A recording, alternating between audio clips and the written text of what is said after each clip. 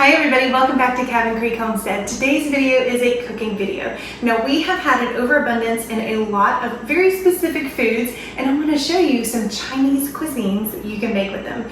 Now I don't know if you know this, but my husband and my family and I lived overseas in China for almost 10 years. While we were there, we were able to learn how to cook some of our favorite Sichuan meals, and today I'm going to show you.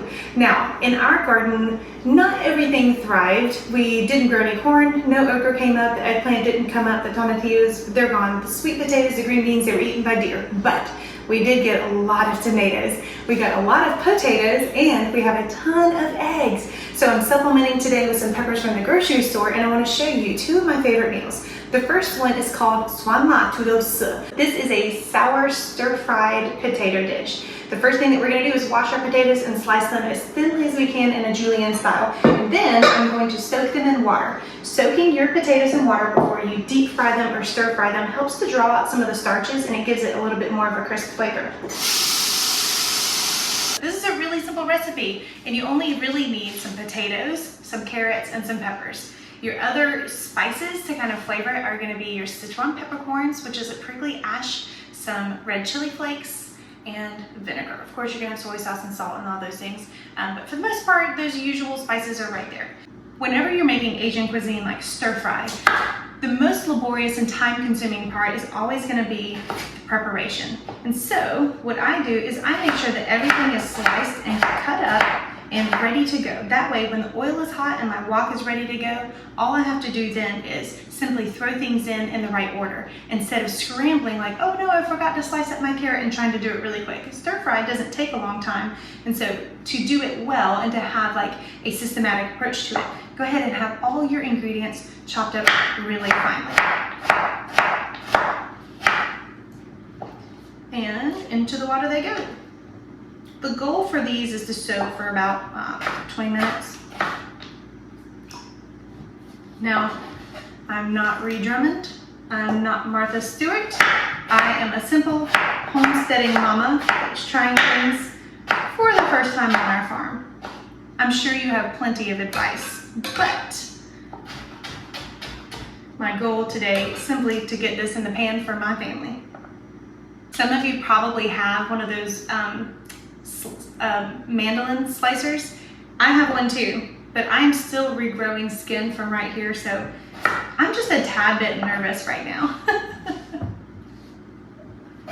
Those things, even if you're using all the safety preparations, they can really get you. All right, the potatoes are all chopped up, and so now I'm going to get ready my pepper that's going to go with it. Now, we have been all over China, but we predominantly lived in two different provinces. And you're going to see a slight change in some of these classic dishes no matter where you go. But just remember that just like there's colloquial things in languages, there are slight differences in cuisines no matter where you are, even if you're in the same country. We felt like when we moved from the Yunnan province to Sichuan province that we were in a whole new land, because the food was spicier, it was a lot more sour, it was a lot more numbing, like the numbing peppers that they use. It's very tingly, and then the language was very different too. So you may have experienced something very different, but what I'm cooking is based on what we got used to when we were living in Chongqing. So this is how I julienne my peppers, by the way. I just kind of open them up and start to slide them like this. I really like taking out the little ribs.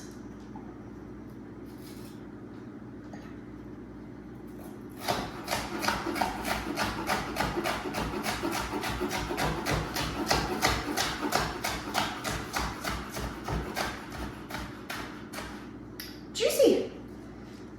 And just like that, we have a whole bunch of thinly sliced bell pepper. I know that the bell peppers all taste the same, but when they're really colorful, it's just so much more enjoyable. These are like $2 more than the green peppers. What's up with that?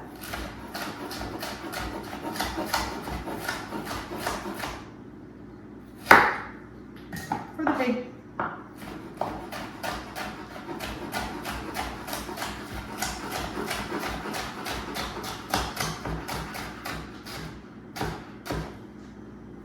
Ta-da! Hold on, that one's a little bit about one more? Just for fun. Just for a little bit of color.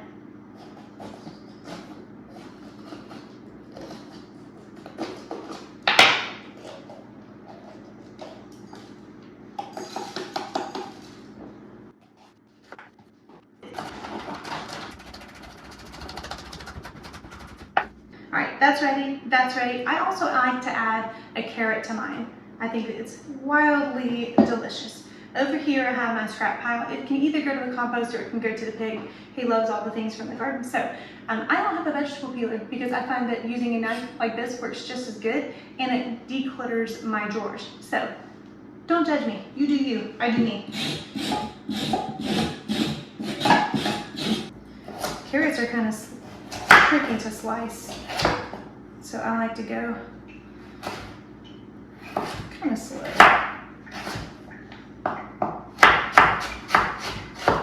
Little matchsticks as much as I can.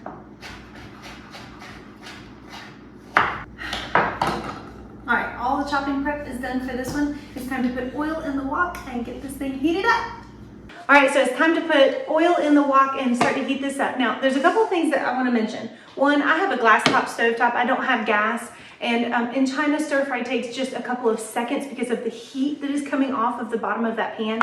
I don't really have that here, so I have to use a little bit more time in order to stir fry. And that's okay, we make do with what we've got.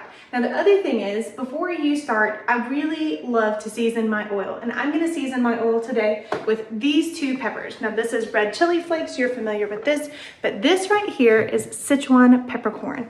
This is a numbing pepper. It's wildly aromatic.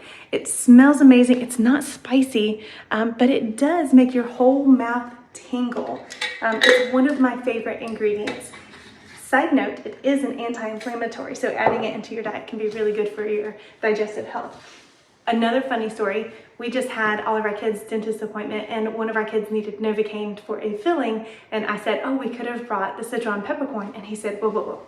What is this thing? So we brought him some peppercorns for him to try, and he and his assistant both put a whole bunch in their mouth and crunched it up, and I was like, oh, I forgot to tell you not to crunch it, because their whole mouth, they were like, it's really good, but like their whole mouth went numb. This is from the tickle tongue tree. It's native to several places. It is in Texas, and it was used by Native Americans, but the bark, the leaves, and the peppercorns can be used medicinally. Okay, so without further ado, let's turn on our wok and season our oil.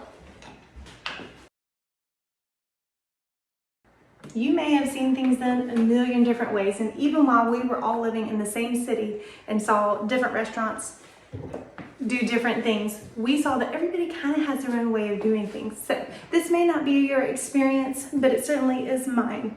So the first thing I'm gonna do is I've got my little bowl right here. I'm gonna put my peppercorns and my pepper flakes into a bowl. And instead of heating it in my wok, I'm actually going to use very, very hot oil, pour it into my bowl, and let it kind of bubble up. And it's really, really pretty. It's very aromatic when you do it this way. The benefit of this right here is that you don't burn your peppers. In the wok, it can get overheated really, really quickly, and it gets this very acidic, burnt flavor to it. I just don't enjoy. So I saw this once, and I was like, this is forever how I'm going to do this from now on. So now we wait. I can hear it kind of popping, so it's almost ready. As soon as that is ready, it's going to be time for me to throw all my ingredients in. So I'm going to strain out the water out of my potatoes because water and oil don't mix, and I want all that water to be gone off of the potatoes before I throw them in.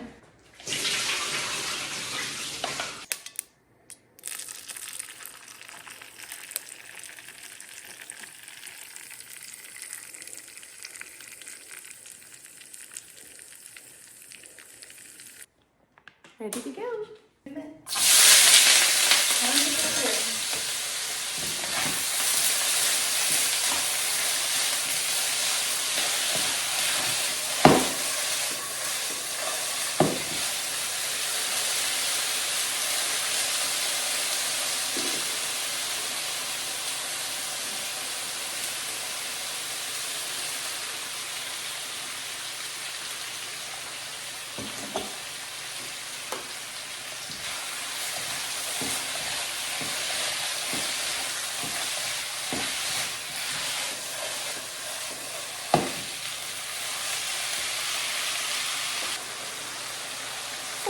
soy sauce.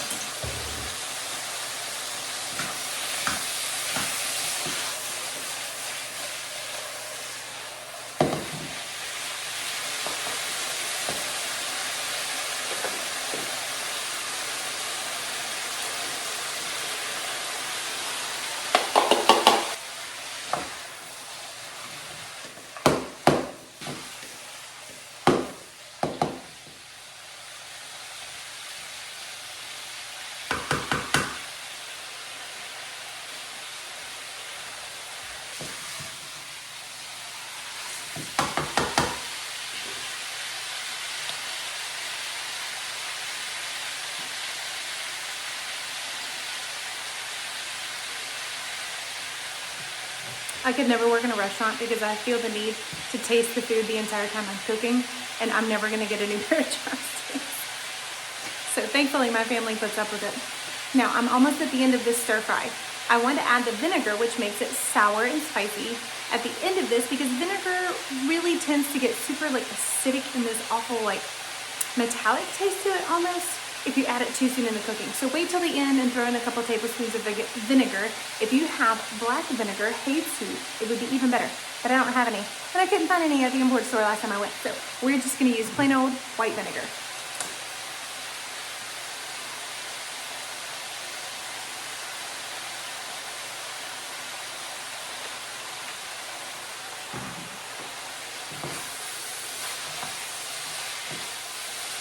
Woo! That'll open up the nose holes.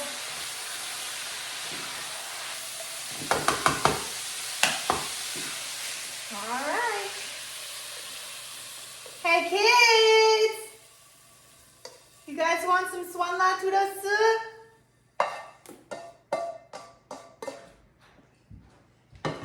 Who's hungry?